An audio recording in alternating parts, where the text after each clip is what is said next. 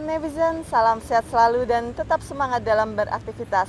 Senang sekali saya Lenan Fatih dan saya Letan Herna kembali menjumpai Anda selama beberapa menit ke depan dalam Nevi News edisi akhir pekan, Jumat 23 Oktober 2020.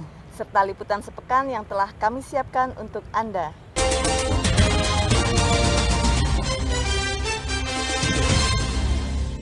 Netizen, saat ini kami sedang berada di Monumen KRI Harimau yang merupakan salah satu koleksi Museum Purna Bakti Taman Mini Indonesia Indah.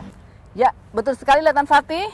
Netizen, KRI Harimau ini merupakan peninggalan bersejarah dalam upaya perebutan wilayah Irian Barat dari tangan penjajah ke Negara Kesatuan Republik Indonesia yang sekarang dikenal sebagai wilayah Papua.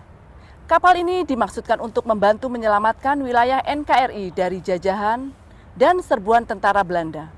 Ya, netizen, informasi pertama datang dari Maumere, di mana Kal Balibo 271 yang sedang melaksanakan operasi keamanan laut terbatas di perairan Maumere berhasil melaksanakan evakuasi terhadap penumpang KMP Permana Raya yang berjumlah 28 orang penumpang yang mengalami kerusakan mesin di perairan Pulau Pemana.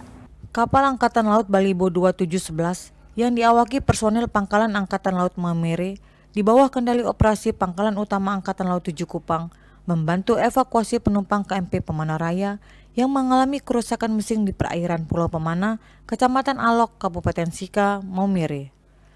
Kapal yang memiliki bobot 43 gross ton ini mengangkut sebanyak 28 penumpang yang berhasil dievakuasi Kal Balibo 2711 dengan Komandan Letu Laut Pelaut Malik Setiabudi yang saat itu sedang melaksanakan operasi keamanan laut terbatas di perairan Maumere.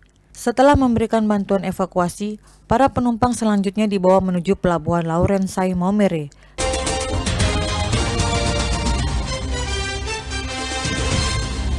Netizen, saat ini kita berada di atas Monumen KRI Harimau yang merupakan satu-satunya kapal peninggalan sejarah konfrontasi militer Indonesia-Belanda pada tahun 1961 ini.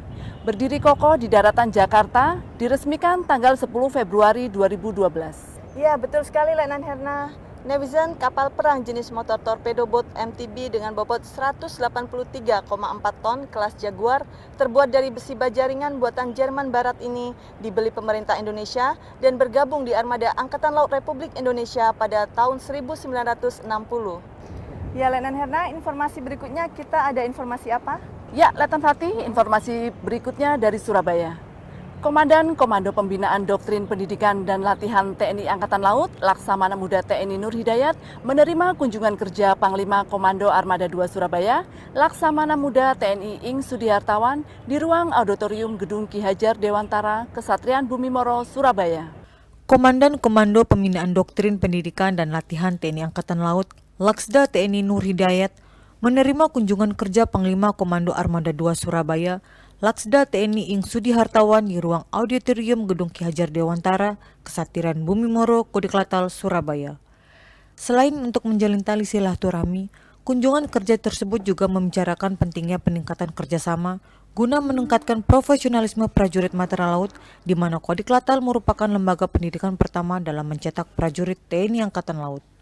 Keberhasilan dan profesionalisme prajurit matra laut sangat dipengaruhi dari output yang dihasilkan oleh Kodiklatal.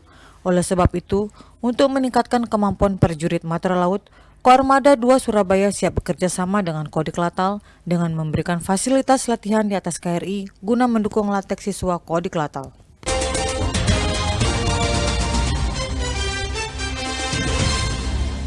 Baik netizen, di samping berita Nevi News yang sudah kami sampaikan tadi, kali ini kami akan mengulas kembali berita Nevi News yang dirangkum dalam sepekan. Mulai dari Kepala Staf Angkatan Laut meninjau samapta relawan COVID-19 untuk menjadi prajurit TNI Angkatan Laut, sampai Lantamal 6 Makassar, replika keramba apung untuk tingkatkan budidaya ikan laut. Sebagai bentuk apresiasi TNI Angkatan Laut kepada relawan yang saat ini berjuang di garis depan menghadapi COVID-19, Kepala Staf Angkatan Laut Laksamana TNI Yudo Margono selaku pemimpin TNI Angkatan Laut memberikan kesempatan kepada para sukarelawan untuk menjadi prajurit TNI Angkatan Laut melalui program Bintara PK TNI Angkatan Laut tahun anggaran 2020. Kepala Staf Angkatan Laut Laksamana TNI Yudo Margono melaksanakan inspeksi Kesatrian Pondok Dayung dan melihat secara langsung perkembangan pembangunan berbagai proyek yang ada di Pondok Dayung, Jakarta Utara. Inspeksi pemimpin TNI Angkatan Laut ini dilaksanakan sambil berolahraga santai bersama mengelilingi kompleks Kesatrian. Kepala Staf Angkatan Laut Laksamana TNI Yudo Margono yang didampingi Wakil Kepala Staf Angkatan Laut Laksamana Madya TNI Ahmadi Heri Purwono menerima laporan Korps Kenaikan Pangkat 1 tingkat lebih tinggi 6 perwira tinggi TNI Angkatan Laut bertempat di Gedung Utama Mabesal Cilangkap, Jakarta Timur. KRI John Lee 358 di bawah kendali Operasi Gugus Tempur Laut Koarmada 1 yang sedang melaksanakan patroli rutin kembali menangkap 2 kapal ikan asing yang didapati melakukan kegiatan illegal fishing di perairan Laut Natuna Utara. Sampah tidak akan pernah lepas dalam kehidupan manusia, baik di darat maupun di laut. Untuk menghindari pencemaran lingkungan akibat sampah, maka sampah harus dapat dikelola dengan baik. Hal ini juga yang dilakukan oleh Satgas Pelayaran KRI Bima Suci 2020 sebagai kapal latih Taruna Akademi Angkatan Laut dengan rute pelayaran dalam dan luar negeri yang mengelola sampahnya dengan baik selama pelayaran menggunakan mesin pengolahan sampah. Komandan Lantamal 10 Jayapura, Laksamana Pertama TNI Yeheskil Katian Dago mengajak anggota Komisi 1 DPR RI, Yan Permenas Mandenas, melakukan pelayaran singkat atau joy sailing menggunakan kapal Angkatan Laut mengelilingi perairan Teluk Yosudarso, Jayapura. Personel Pos Angkatan Laut Kumai berhasil mengevakuasi seorang nelayan yang sedang menderita sakit pada saat mencari ikan di tengah perairan Tanjung Panghujan, perairan Kumai, Kalimantan Tengah. Informasi permintaan bantuan tersebut berawal dari Pos TNI Angkatan Laut yang menerima laporan tentang adanya nelayan yang tengah menderita sakit kritis di tengah laut.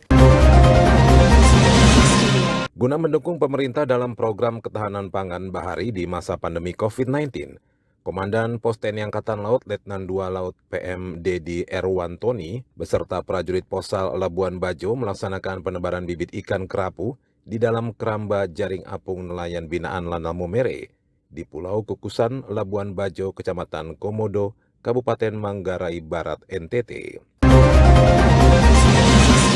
Sebanyak 59 orang perwira remaja atau paja lulusan Akademi Angkatan Laut Angkatan ke-65 mengikuti acara tradisi penerimaan sebagai prajurit baru Koarmada 2. Acara tradisi dipimpin langsung oleh Pangkoarmada 2 Laksamana Muda TNI Ing Sudihartawan didampingi Ketua Daerah Jalasenastri Armada 2 Nyonya Ria Sudihartawan di Dermaga Madura, Ujung, Surabaya.